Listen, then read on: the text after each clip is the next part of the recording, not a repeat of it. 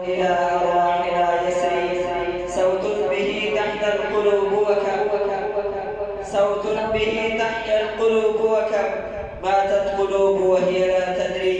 هذا كان أخانا معاذ الحق قد تلا القرآن بصوت جميل فجزاه الله خيرا.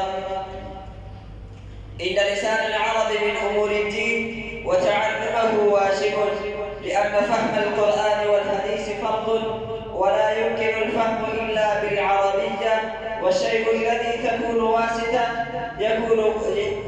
واسطة للواجب يكون واجبا.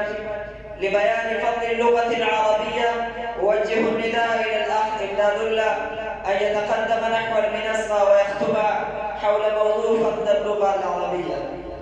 إمداد الله.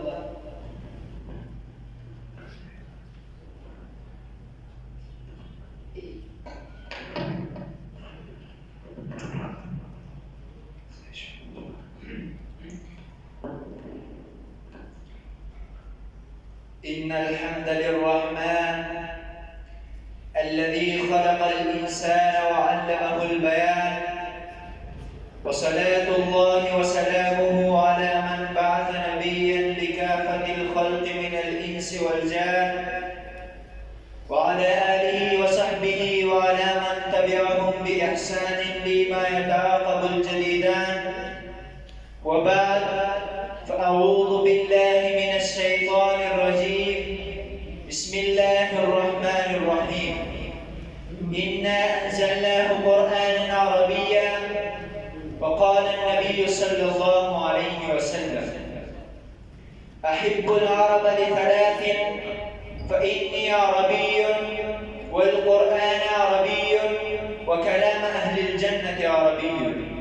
صدق الله العظيم وصدق رسوله النبي الكريم رئيس الحفلة الميمونة وأساتذتي الكرام وإخواني الأفاضل، إني أحييكم أولا بتحية الإسلام الخالدة.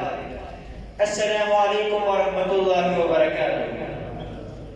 أيها المستمعون الكرام، إني أسعد أمام هذه المجموعة الطيبة من الضيوف المبجلين والأساتذة الأجلة والطلاب الأعزة والآخرين من رجال العلم والدعوة والإرشاد بإلقاء كلمة وجيزة حول موضوع فضل اللغة العربية وشرفها. أيها السادة والأعزة، لا يقال إن الخطابة لا تختص بلسان، فما سبب تخصيص الموضوع بالخطابة العربية؟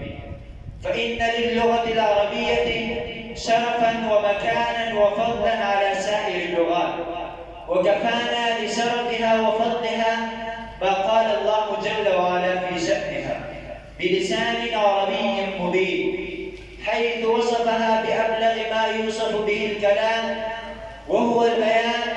وقال تعالى: خلق الإنسان علمه البيان، حيث قدم عز وجل ذكر البيان على جميع ما توحد بخلقه وتفرد بإنشائه، وإنها هي لغة القرآن ولغة رسول الإنس والجان ولغة أهل الجنة الرحمن. ويدل على ذلك حديث صلى الله عليه وسلم: أحب العرب لثلاث، فإني عربي والقرآن عربي وكلام أهل الجنة عربي. ومما يؤكد مكانتها ورفعتها أن النبي صلى الله عليه وسلم حذر من يحسن أن يتكلم بالعربية من التكلم بالعجمية، فإنه يورث النفاق.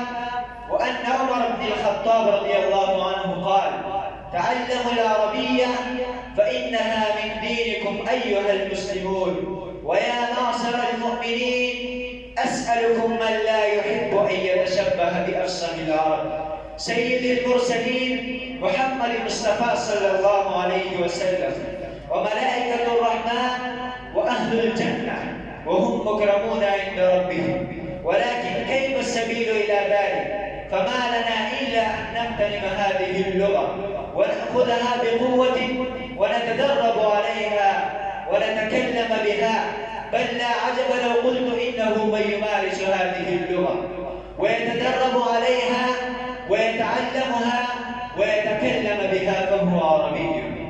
فكيف لا وقد صرح به النبي صلى الله عليه وسلم فيما روي عنه مرفوعا: يا أيها الناس إن الرب رب واحد، وإن الأب أب واحد، وإن الدين دين واحد. فليست العربية بأحدكم من أب ولا أم، فمن تكلم بالعربية فهو عربي. وأخيرا أسأل الله الخالق البارئ أن يوفقنا لما فيه خير وأن يوفقنا لما فيه خير، فإنه على ما يشاء قدير وبالإجابة جدير. والسلام عليكم ورحمة الله وبركاته.